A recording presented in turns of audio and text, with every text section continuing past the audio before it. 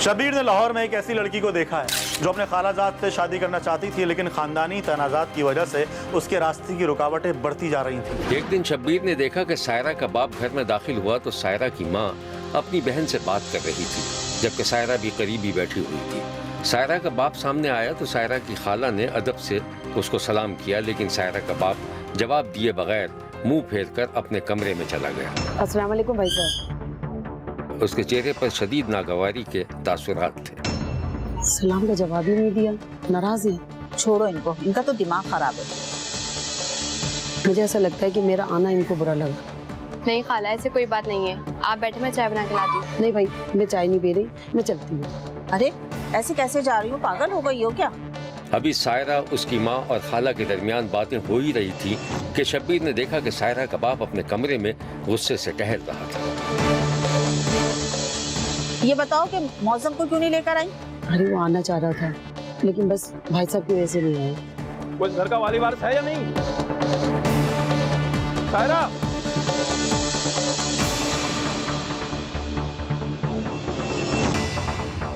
सायरा। जी बाबा। कुछ बाप का ख्याल है? क्यों आती है यहाँ पर? बाबा शायद अम्मी से मिलने आई हैं। मिलने आती है या पट्टियाँ पढ़ाने के लिए? कुछ खाना वाना मिलेगा? जी बाबा, लाती हूँ। सायरा बाहर निकली तो माँ ने रोक लिया। सारा इधर आ बेटे। जी। खाना मांग रहा है तुम्हारा बाप? जी। मैं उन्हें खाना देती हूँ, तुम खाला से बातें करो, ठीक है?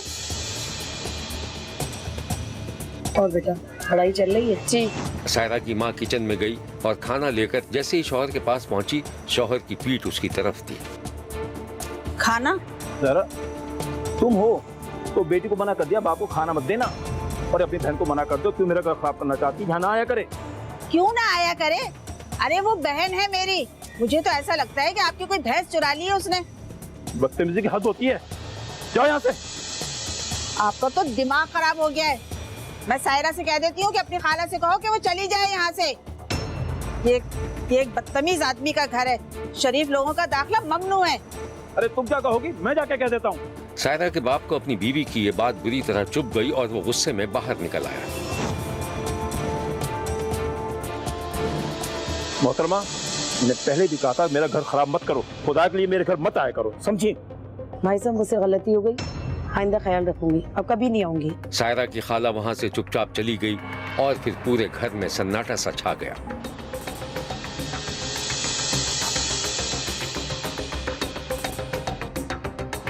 सायरा के बाप को अच्छी तरह मालूम था कि उसकी साली अपने बेटे मौज़म से सायरा की शादी करना चाहती थी, लेकिन सायरा का बाप अपनी बेटी का रिश्ता कहीं और करना चाहता था। एक दिन शब्बीर ने देखा कि सायरा का बाप नाश्ता कर रहा था और उसकी माँ करीब ही बैठी थी। मैं सुनती हूँ भाई साहब क्या चलना है? अच्छा। अच्छा क्या? भाई चलना है। मैं नहीं जाऊंगी, आप अपनी बेटी से पूछ ले, अगर ये जाती है तो इसे ले जाइए। भाई तुम क्यों नहीं जाओगी? क्यों जाऊं? जब आप मेरे खानदान वालों को हकीर और जलील समझते हैं तो मैं आपके खानदान में क्यों जाऊं? क्या खानदान खानदान की रट लगा रखी है? भाई साहब ने बुलाया, दावत दी है, चलना है तो बस चलना है। वैसे भी वो सायरा का रिश्ता मांगा हुआ है। मेरी बेटी कोई गिरी पड़ी नहीं है, मर जाऊंगी लेकिन इसका रिश्ता वहां नहीं करूंगी। और वैसे भी ये किसी को पसंद करती है। क्या? किसको पसंद करती है? ये क्या हो रहा है मेरे घर में? क्या नाटक चल रहा है? कभी खानदान में ऐसा हुआ? क्यों नहीं हुआ? क्यों मेरा मुंह खुलवा रहे हैं आप? अगर मेरी बेटी किसी को पसंद करती है तो कोई कयामत नहीं आ गई। मुझे अंदाजा था वो तुम्हारी साजिशी बहन आती जाती है ना, कोई ना कोई गुल खिला के रहेगी। वो अपने बेटे के लिए रिश्ता मांग रही है ना इसका। मुझे नहीं पता, पूछना इसी से। सायरा, सायरा। जी बाबा। ये मैं क्या सुन रहा हूँ? क्या बाबा? तुम मौजूद को पसंद करती हो? सायरा खामोश रही। बोलो, बोलो। क्या हो गया आपको? क्या गुंडागर्दी कर रखी है आपने? शर्म नहीं आती आपको? जवान बेटी पे हाथ उठा रहे हैं आप। सायरा कोई जवाब दिए बगैर वहां से जाने लगी तो बाप ने जूता खींचकर बेटी को दे मारा, जिस पर सायरा की माँ बिफर गई। मैं ये हरगिज़ होने नहीं दूंगा, तुम दोनों को मार के कब्र में जिंदा गाड़ दूंगा, मगर ये नहीं होने दूंगा मैं। अरे मैं भी देखती हूँ कैसे नहीं होने देंगे आप ये शादी। सारा खून मिला खाला को। अच्छा चल रहने दे, मैं खुद ही मिला लेती हूँ। आज ही फैसला होगा और आज ही इसका निकाह होगा। मैं भी देखती हूँ कि कौन फन्ने खा के शादी को रोकते हैं। हाँ। जमीन में गाड़ दूंगा पड़े आए।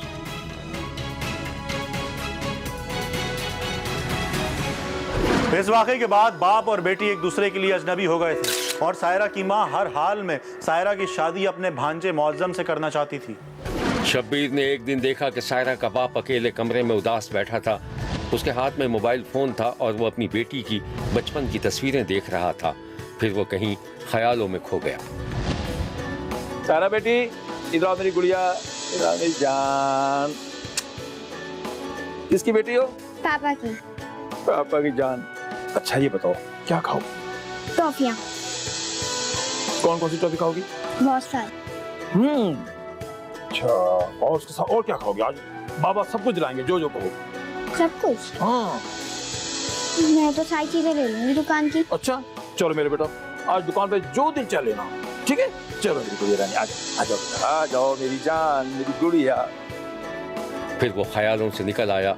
उसने अपनी आंखों से आंसू पोंछे और दबे पांव अपनी बेटी के कमरे में चला गया, जहां वो मौज़म से फोन पर बात कर रही थी।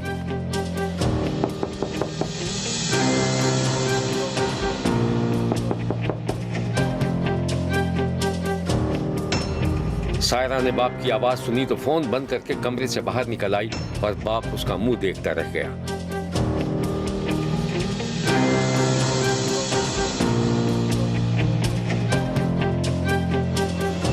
उधर सायरा कमरे से निकलकर सीधी माँ के पास उसके कमरे में पहुंच गई और दरवाजा अंदर से बंद कर दिया। क्या हुआ सायरा? क्या हुआ बेटा? कुछ नहीं अम्मा, आप मुझे यहाँ से ले चलो, मुझे अब्बा से डर लग रहा है। क्यों, कुछ कहा तुम्हारे अब्बा ने? कहा कुछ नहीं, मगर कुछ कहना चाह रहे थे। वो मेरे कमरे में आए थे, इसलिए मैं यहाँ आ गई। अच्छा किया। ये बता कि मौज़म से बात हुई तेरी?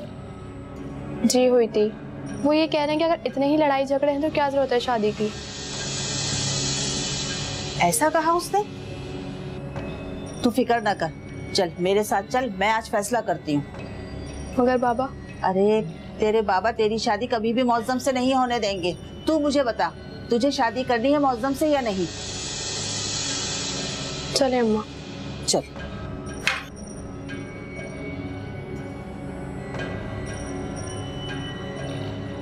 माँ और बेटी ने बाप को मनाने की आखिरी कोशिश कर ली, लेकिन वो किसी तरह तैयार नहीं हुआ, जिसके बाद कहानी का रुख बदल गया। शब्बीर ने देखा कि सायरा और मौज़म आपस में राज़ो न्याज़ कर रहे थे।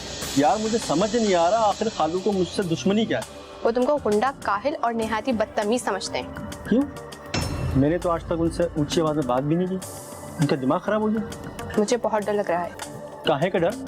मैं अपने आप को गोली मार लूंगी, तुम देख लेना। क्यों मारोगी? पागल हो गई है तुम? करो मत, मैं हूं ना। इतनी उम्र हो गई है, क्या कहूँ, मौत आ जाए या तो फिर। ये शादी तो होकर रही है, मैं करूंगा एक कोशिश, देखता हूँ कैसे नहीं मानते। तुम सिर्फ मोहतात रहना। पता नहीं।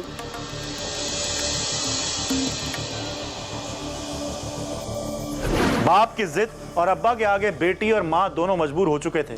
फिर उन्होंने मुबैना तौर पर मौज़म और उसके एक दोस्त के साथ मिलकर एक मुबैना मंसूबा बनाया।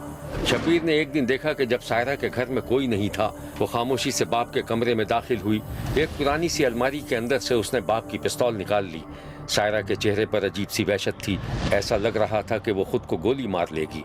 फिर शब्बीर ने यह भी देखा कि सायरा ने मुबैना तौर पर पिस्तौल अपनी कपड़ों वाली अलमारी में छुपा दी। शायद वो ये सब कुछ इसलिए कर रही थी कि उसे बाप के गुस्से का पता था और उसे अपनी जान का खतरा महसूस हो रहा था।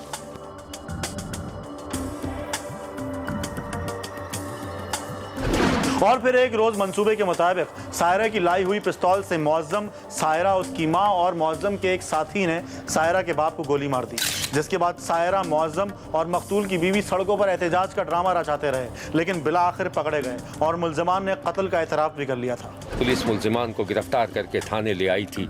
शब्बीर ने सगी बेटी के हाथों बाप के कत्ल की शदीद मजम्मत की है और कहा है कि नाम नेहाद मोहब्बत, जिद और अना के तुफैल, जो खूनी रिश्ते एक दूसरे के लिए खूंखार जानवर में तब्दील हो जाते हैं, ये नए जुनूनी रिश्ते इंसानियत के लिए शर्म का बाइस हैं। देखते रहिए क्योंकि कोई देखे न देखे, शब्बीर तो देखेगा। शब्बीर ने तौसा की नवाई बस्ती खेबेवाली में एक ऐसे शख्स को देखा है जो अपने डॉक्टर होने का दावा करता था। इस शख्स ने कहाँ तालीम पाई और मेडिकल की कौन सी डिग्री ली, इसके बारे में ना तो करीब देहातियों ने जानने की कोशिश की और ना ही किसी सरकारी इदारे ने नोटिस लिया।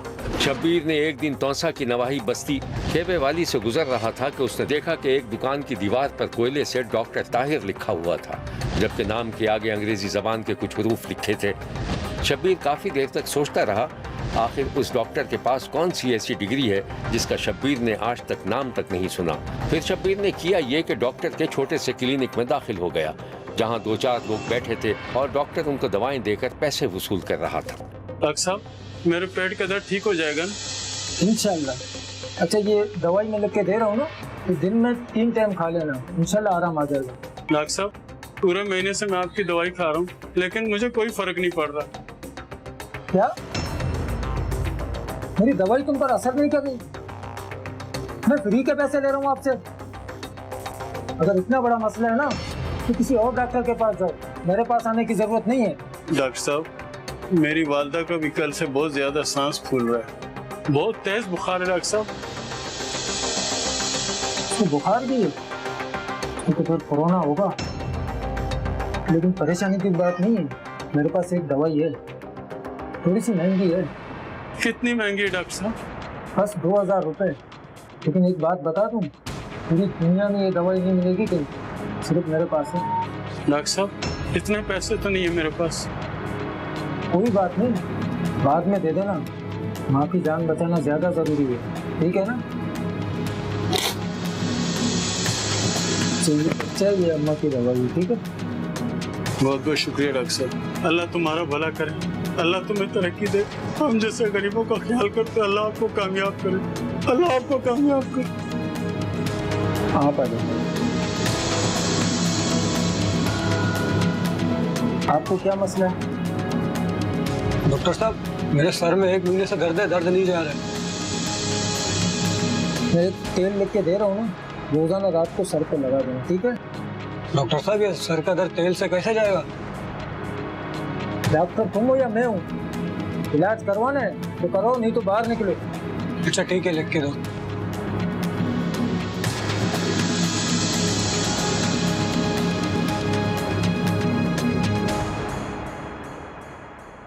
कुछ दिनों के बाद शब्बीर का एक बार फिर बस्ती खेबीवाली से गुजर हुआ तो उसने उसी शख्स को देखा जो गांव के इनायत नामी एक शख्स के साथ बैठा हुआ था। सगीर भाई, देख रहे हो माशाल्लाह, चारों तरफ अल्लाह की रहमत देख रहे हो आप?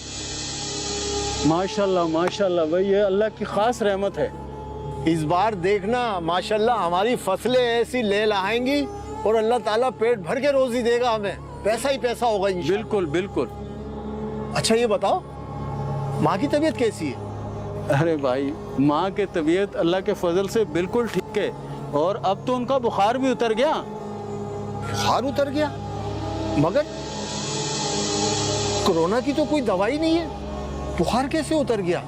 अरे ये सब कहने की बातें हैं, अपने गांव का डॉक्टर है ना, बहुत पहुंचा हुआ है, उनसे मैं दवाई लाया था, वालदा शफायाब हो गई और बुखार भी उतर गया। दवाई तो बहुत महंगी थी, लेकिन अभी तक मैंने पैसे भी नहीं दिए उनको। चलो ये तो अच्छी बात है, माँ की तबीयत ठीक हो गई, अल्लाह का शुक्र है। मगर लोग उसको जाली डॉक्टर कहते हैं। लो, जाली कैसे हो गया? अबे गांव में किसी को अंग्रेजी पढ़नी आए तो जाके देखे ना, उसकी दीवार पे सारी उसने अपनी डिग्रियां लिख रखी हैं। अच्छा ठीक है सगीर भाई, मैं चलता हूँ। असल में छोटी बेटी है ना मेरी सिदरा, कल से उसको बुखार हो रहा है, तो जरा उसको जाके देखता हूँ। अरे खामखा क्यों देर कर रहे हो? बच्ची को लेके फौरी डॉक्टर के पास पहुंचो। सगीर भाई अभी देखता हूँ, अभी 1 दिन तो हुआ है बुखार हुए में, अगर अभी 2-4 दिन तक बुखार नहीं उतरा तो डॉक्टर के ले जाऊंगा। अभी मेरा खेतों में बहुत काम पड़ा हुआ है। चलो मैं चलता हूँ। चलो चले, इंशाल्लाह फिर मुलाकात होगी। वो दोनों एक दूसरे से गले मिलकर रुखसत हो गए। शब्बीर ने देखा कि 30 साला इनायत पैदल चलता हुआ एक खेत में जा निकला और मजदूरी में मसरूफ हो गया। वो दिन भर काम करता रहा। शाम हुई तो जमींदार ने उसे बुला लिया। सलाम। वालेकुम सलाम। वो अपना जमींदार साहब, मैंने सारा काम कर लिया है। अच्छा, ट्यूबवेल में थोड़ा मसला आ रहा था। अच्छा, तो वो मैंने दिखाया इम्तियाज को। जी, वो ठीक कर रहा है। अच्छा, बाकी जमीनों का काम मैंने सारा कर दिया। अच्छा, बाकी मैं कल कर लूँ। चलो ठीक है। ठीक है, सही है आपके दिहाड़िए। ठीक है, बाकी कल आ जाना। हाँ, मैं कल आके बाकी सारा काम करूँ। चलो ठीक है, बहुत शुक्रिया। इनायत जमींदार से दिहाड़ी लेकर सीधा बाजार पहुंचा।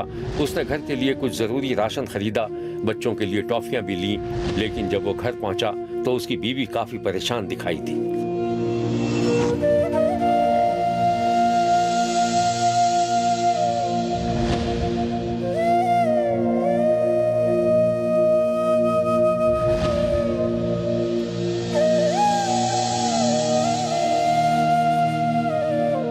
अरे क्या बात है, क्यों इतना परेशान हो? सिद्रा का बुखार उतरा नहीं क्या अभी तक? नहीं, सुबह से आपका इंतजार कर रही हूँ। बच्ची बुखार में तप रही है, पट्टियां रखने के बावजूद भी बुखार कम नहीं हो रहा। या अल्लाह। अच्छा चलो, तुम ये सामान रखो किचन में, मैं देखता हूँ बेटी को। ठीक है।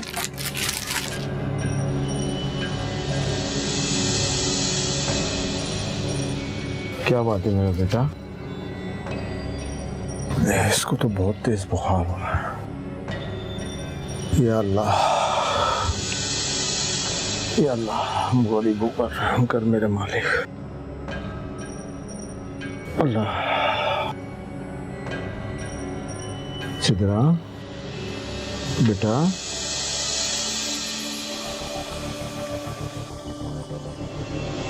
शब्बीर ने देखा कि इनायत घर से निकलकर डॉक्टर की क्लिनिक की तरफ गया तो क्लिनिक बंद थी। वो मायूस होकर लौट रहा था कि उसे रास्ते में उसका एक दोस्त मिल गया। अस्सलाम वालेकुम। यहाँ क्या कर रहे हो भाई? यार, मेरी बच्ची की तबीयत बहुत ख़राब है। ऊपर से मौसम इतना शदीद ख़राब हुआ है कि मैं बच्ची को लाया नहीं। मैंने बोला देख लूँ यार, ये डॉक्टर का क्लिनिक खुला हुआ है या बंद है। मगर क्लिनिक तो बंद है। क्या हुआ बच्ची को? यार, मेरी बच्ची को बहुत तेज बुखार है। बुखार में बहुत तप रही है वो। इस कहानी की तफसीलात हम आपको दिखाएंगे, लेकिन एक ब्रेक के बाद। कहीं जाइएगा मत, क्योंकि कोई देखे ना देखे, शब्बीर तो देखेगा। यहाँ क्या कर रहे हो भाई? यार, मेरी बच्ची की तबीयत बहुत ख़राब है। ऊपर से मौसम इतना शदीद ख़राब हुआ है कि मैं बच्ची को लाया नहीं। मैंने बोला देख लूँ यार, ये डॉक्टर का क्लिनिक खुला हुआ है या बंद है। मगर क्लिनिक तो बंद है। क्या हुआ बच्ची को? यार, मेरी बच्ची को बहुत तेज बुखार है। बुखार में बहुत तप रही है वो। अच्छा चलो, ये तो मसले की बात नहीं है। तुम अगर कहो तो मैं तुम्हें छोड़ दूँ, डॉक्टर का घर करीब है। नहीं नहीं, तुम्हारी मेहरबानी होगी, तुम मुझे एड्रेस समझा दो, मैं खुद चला जाऊंगा। अच्छा चलो, मेरी बात सुनो। यहाँ से सीधा जाओगे, सीधा पटान हो, पहला घर छोड़ के, दूसरा छोड़ के, तीसरे पे वहीं डॉक्टर से मिल लो आप। वो जो मस्जिद बनी हुई उसके बराबर। बिल्कुल वहीं पे सामने। बहुत मेहरबानी भाई, तुम्हारी बहुत मेहरबानी। शब्बीर ने देखा कि दोस्त इनायत को डॉक्टर के घर का पता समझा रहा था। इनायत पैदल पैदल डॉक्टर के घर पहुंचा तो उसने देखा कि डॉक्टर मैले कुचैले कपड़े में अपनी साइकिल ठीक कर रहा था। यार, वो मेरी बच्ची की तबीयत सही नहीं है, मुझे डॉक्टर ताहिर से मिलना था। अच्छा रुको जरा। नहीं भाई, मुझे डॉक्टर ताहिर से मिलना है। अबे तुम्हें मैं क्या मैकेनिक लग रहा हूँ क्या? मैं हूँ डॉक्टर ताहिर, बोलो क्या मसला है? भाई माफ करना, मेरी बच्ची की तबीयत सही नहीं है। 3 दिन से उसको बहुत तेज बुखार है। मेरे मुंह में खाक। मुझे लगता है उसको कोरोना तो नहीं हो गया। यार, मुझे भी लग रहा कोरोना ही है, बड़ी खतरनाक बीमारी है। मुझे तो तुम भी बीमार लग रहे हो, तुम्हें कहीं कोरोना तो नहीं है? नहीं, अल्लाह का शुक्र है भाई, मैं ठीक हूँ। आपकी मेहरबानी होगी, आप मेरी बच्ची को देख लो। अच्छा, एक मिनट रुको, मैं जरा हाथ धो के आता हूँ ना, ठीक है? या अल्लाह। फिर शब्बीर ने डॉक्टर और इनायत को इनायत के घर की तरफ जाते देखा।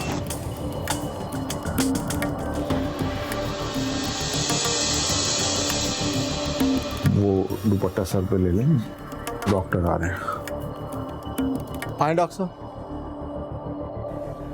क्या हुआ बच्ची को? डॉक्टर साहब, ये मेरी बच्ची है।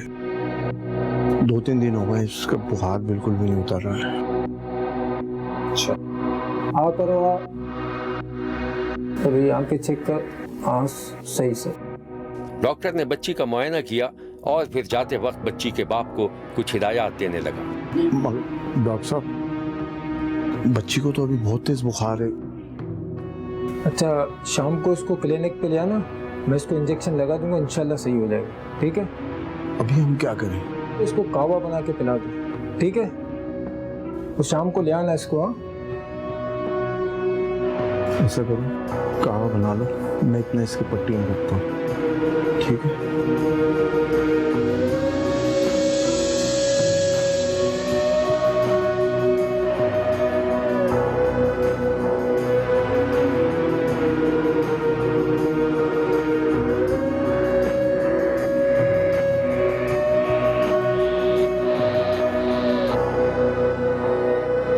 इनायत की बेटी की तबीयत तो खराब थी ही, शाम को उसके बाप को भी बुखार हो गया। शब्बीर ने देखा कि इनायत चादर ओढ़कर सो रहा था और बीवी उसे जगा रही थी।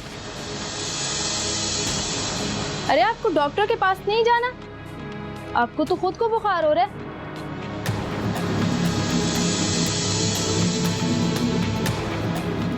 हाँ तबीयत तो मेरी 2-3 दिन से बोझल हो रही है, मगर क्या करूं, बच्ची का बाप हूं ना। 3 दिन से मेरी बच्ची बुखार में तप रही है, भला मुझे अपना होश कहाँ होगा। चलो तुम सिदरा को तैयार करो तो फिर हम डॉक्टर के चलते हैं। ठीक है मैं तैयार कर देती हूँ। उठो मेरी शहजादी, आपको मैं तैयार कर दूँ। बाबा और मैं आपको हॉस्पिटल लेके चलते हैं, आप ठीक हो जाओगी बिल्कुल। चलो बेटा सिदरा, बेटा सिदरा, चलो बेटा उठो।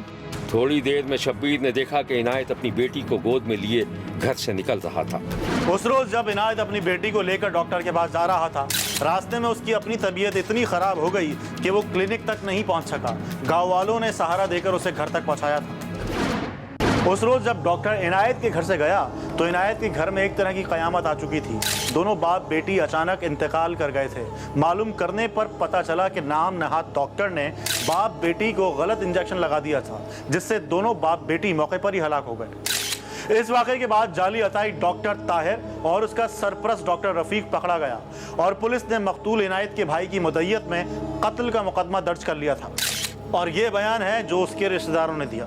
मैडा वीराणा मैडा सोने ना वाला गभरू लाल चा साडा लुटे ने भाई साडा चंगा भला भाई मैडा वीराणा मैडा सोने ना वाला वीराणा।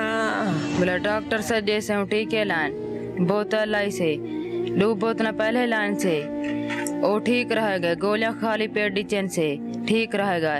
बोले 6 कर दे बोतल लाई से बस अला बोलो ना खत्म थिया गए 6 बोतल दे। बोला थी मेरे को कुछ कहना ठीक ठाक है, बस टीका लाने बस खत्म थे गई मौके दे थैला सटे ना हो गाय पिए बोला जो सजे से को टीका जला इसे मेरी थी ख्वारिश थे बोला सजे से ड्यूटी को ठीक है बस वो खत्म थे गई हूँ मेरे। शब्बीर ने तौसा में अताई डॉक्टर की बर्बरियत का शिकार होने वाले बाप बेटी की मौत पर शदीद दुख और एहतजाज का इजहार किया है और अताई डॉक्टरों के खिलाफ भरपूर ऑपरेशन करने का मुतालिबा किया है ताकि सादा लो आवाम की जानो माल को महफूज बनाया जा सके। और ये है तफ्तीशी अफसर का बयान। सोकड़ के करीब एक बस्ती में रिहायश पजीर था जिसको कोई तकलीफ थी तो उसने एक डॉक्टर रफीक को कॉल किया फोन पे। डॉक्टर रफीक अताई डॉक्टर है जो वहीं आबादी में अपनी प्रैक्टिस करता है, तो उसने अपने डिस्पेंसर ताहिर को भेजा कि जाके इसको ड्रिप लगाओ या इंजेक्शन लगाओ। तो ताहिर वहाँ पहुंचा है, उसने जाके इनायत को एक ड्रिप और एक इंजेक्शन लगाया है जिससे उसकी हालत गैर हो गई है। इन द मीनवाइल उसकी बेटी ने आके बताया है कि जी मेरे भी छाती में दर्द हो रहा है, तो उसने एक इंजेक्शन उसको भी लगाया है जिससे उसकी भी डेथ हो गई। ताहिर और रफीक के खिलाफ हमने ज़ेर दफ़ा 302 हमने मुकदमा भी दर्ज कर दिया है और उनकी गिरफ्तारी की कोशिश भी है। उसमें एक डिस्पेंसर ताहिर को हमने गिरफ्तार कर लिया है और रफीक की गिरफ्तारी के लिए कोशिशें की जा रही हैं। पोस्टमार्टम रिपोर्ट आने के बाद पता चलेगा कि उन्होंने कौन सा इंजेक्शन लगाया था या उस इंजेक्शन के किस रिएक्शन के तहत एक्सपायरी 1 में था या जो भी सूरत हाल थी वो पोस्टमार्टम की रिपोर्ट के बाद वजह मौत का तयन होगा, फिर बाकी कार्रवाई मुकम्मल की जाएगी। ये है वो अताई जालसाज डॉक्टर नौजवान को उल्टी दवाई भी दी थी से, एंटी एलर्जिक भी दी थी से। उसके बाद नौजवान को ड्रिप लाई से, टीके वगैरह लाइन से उन्हें निकड़ी बच्ची खड़ी है। उन्हें अम्मा के इनको भी डिठी वञो आज तो मैं खड़े वल सा को थोड़ा ना आवे इनको वाला चेक कर गनो एलर्जी थी गई निकड़ी को थे दस्ते बेहोश था गन उन्हें को वाला बरनोला लाए से निकड़ी को बरनोला लावन के बाद लेकाट्रॉन एवल हाइड्रोनेट इंजेक्शन लास्ट एक्स वगैरह लाइन से, लेकिन निकड़ी कोई ख़ास रिस्पांस नहीं देता। और निकड़ी दे वाले से भी तबीयत भी क्योंकि रात कुछ खा वजन के बाद वो भी ठीक नहीं थे, उनको भी 11 बजे जरिए तो से रेफर कर देता से। देखते रहिए क्योंकि कोई देखे न देखे शब्बीर तो देखेगा। शब्बीर ने आरिफ वाला मोहम्मद नगर की शाहनवाज कॉलोनी में एक ऐसी औरत को देखा है जिसे अपने शौहर पर शक था। इरशाद बीबी का मूड उस दिन खासा खराब था। घर की सफाई सुथराई करते हुए वो चीजों को पटक रही थी। उसके जहन में तरह तरह के वसवसे जन्म ले रहे थे। उसे लगा जैसे उसका शौहर सिक्योरिटी गार्ड की ड्यूटी देने के बाद दफ्तर से निकला और फिर उसने फोन करके किसी औरत से बात की।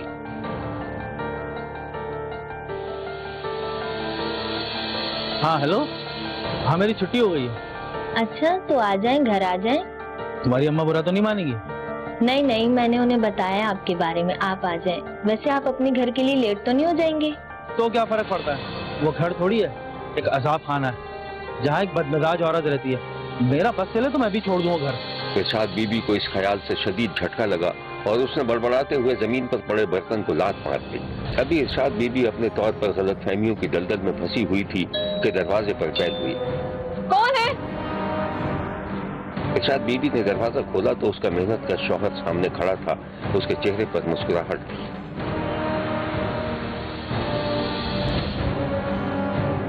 ये लो, बाजार से खाना लेकर आया। क्या बात है, बड़ी चुप चुप सी हो। बाजार से खाना लेकर आयो या किसी ने तुमको भीख दी है?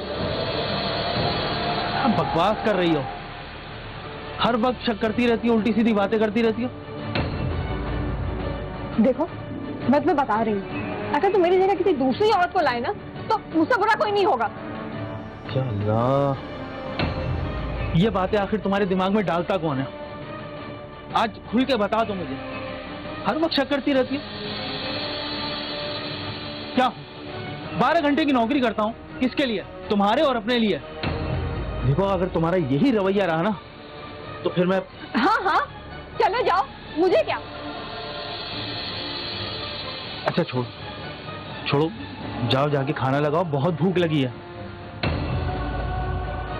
मैं आ रहा हूँ हाथ मुंह धो के।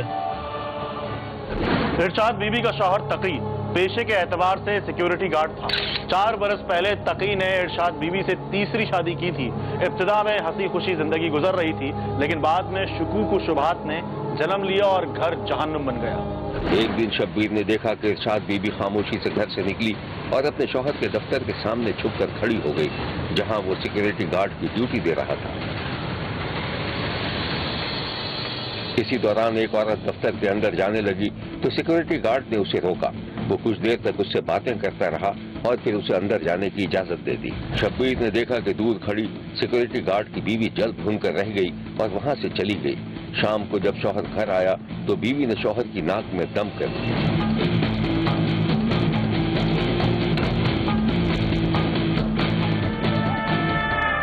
आ गए आप? अब उसका नाम भी बता दीजिए। किसका नाम बता दूं? उसी का जिससे आप हंस के बातें कर रहे थे। इससे बातें कर रहा था हंस के? पागल हो गई, दिमाग खराब हो गया तुम्हारा? नहीं, मेरा दिमाग खराब नहीं हो गया। एक मिनट। इरशाद बीबी ने पता नहीं कब मोबाइल फोन से वीडियो बना ली थी जिसमें शक्ल साफ नजर नहीं आ रही थी। कौन है ये? ये तो कोई भी है, इसका जवाब मैं तुम्हें बाद में दूंगा। पहले मैं तुम्हें पागल खाने छोड़कर आता हूँ। चलो। हाथ में लगाना मुझे, मैं तुम्हारी असलियत जान गई हूँ। अब निकल जाओ यहाँ से, निकल जाओ, इससे पहले मैं कुछ कर बैठूं। नहीं, मैं यहाँ से कहीं नहीं जाऊंगी, बल्कि तुम्हारी हकीकत सारी दुनिया को बताऊंगी अब मैं। चुप।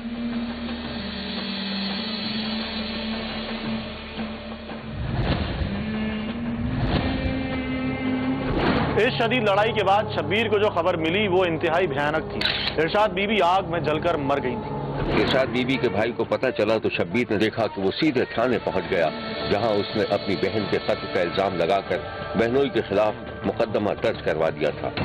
थाने में रिपोर्ट के बाद शब्बीर ने देखा कि पुलिस मुबैना कातिल की तलाश में इरशाद बीबी के शौहर के दफ्तर पहुंच गई। शब्बीर ने देखा कि पुलिस की टीम मुबैना मुलजिम के घर से खाली हाथ लौट रही थी कि उसने एक घर पर छापा मारा और मुबैना मुलजिम को गिरफ्तार करके थाने ले आई।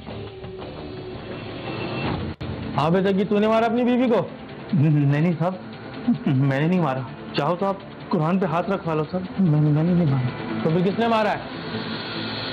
अब मेरी बीवी एक नंबर की शक्की औरत थी, वैसी जलन पड़न में उसने खुदकुशी कर ली सर, मैंने नहीं मारा। हाँ भाई आलम, लेके जाओ इसको, लॉकअप करो। मैं कह रहा हूँ ना, मैंने नहीं मारा साहब। इरशाद बीबी के शौहर से तफ्तीश के बाद पुलिस ने इरशाद की बहनों से तफ्तीश की तो उनका दावा था कि उनकी बहन को कत्ल किया गया है। ਇਹਨੇ ਜੀ शादी की थी 4 साल हो गए ने ਇਹਨਾਂ ਨੂੰ शादी ਕੀਤੀ ਨੂੰ। ਇਹ ਮਾਰਦਾ ਕੁੱਟਦਾ ਪਹਿਲੇ ਵੀ ਹੈਗਾ ਸੀ। ਇਹਨੇ ਜੀ ਤਲਾਕ ਤਲੂਕ ਨਹੀਂ ਦਿੱਤੀ ਤੇ ਅਗਲੇ ਦਿਨ ਫਿਰ ਝਗੜਾ ਹੋਇਆ, ਇਹ ਘਰ ਗਈ, ਇਹ ਫਿਰ ਲਿਆ। ਹੁਣ ਉਹਨੇ ਜੀ पता की ਕੀਤਾ, ਇਹਨੂੰ जला ਦਿੱਤਾ है जी। शब्बीर ने जब पुलिस से इस अफसोसनाक वाक़े के बारे में पूछा तो पुलिस ने बताया कि घरेलू झगड़ों की वजह से इरशाद बीबी ने खुद अपनी जिंदगी का खात्मा किया था और ये कि उसका शौहर बेकसूर था। इसमें हमने CDRs ली, वहाँ पे गिरदोनवा से पताजोई की गई। उसके बाद हम इस नतीजे पर पहुँचे कि ये मियाँ बीवी का आपस में अक्सर झगड़ा रहता था। उसके बाद इनकी एक दूसरे पे एतमाद की कमी थी, फुकदान था। वो समझती थी कि इसका किसी और औरत के साथ ताल्लुक़ है, जिस बिना पर उनकी जो इंसिडेंट जिस दिन हुआ है उस दिन भी लड़ाई हुई है। और लड़ाई होने के बाद वो उसका खामन जो वो बाहर गया, उस औरत ने मौका पाकर घर को पीछे से कुंडी लगा के लॉकअप करके अपने आप को उसने जला लिया। पुलिस ने इरशाद बीबी के शौहर को बेकसूर करार देते हुए रिहा कर दिया था, लेकिन इरशाद बीबी के बहन भाई बजिद थे कि उनकी बहन को कत्ल किया गया था क्योंकि वो अपने शौहर को तीसरी शादी की इजाजत नहीं दे रही थी। सिक्योरिटी गार्ड तकी के पहली बीवी से एक बेटा और बेटी थी और मरने वाली के लवाहिकीन ने उनके नाम भी FIR में दर्ज करवा दिए थे, लेकिन पुलिस को उनके मुलव्विस होने का कोई सबूत नहीं मिला और वो भी रिहा कर दिए गए थे। देखते रहिए, क्योंकि कोई देखे न देखे शब्बीर को देखेगा। शब्बीर का कहना है कि वो देख रहा है और मुसलसल देखता रहेगा। मुल्क भर से मजीद कहानियों और उनकी तफसीलात के साथ फिर मुलाकात होगी। देखना ना भूलिएगा, क्योंकि कोई देखे ना देखे शब्बीर तो देखेगा।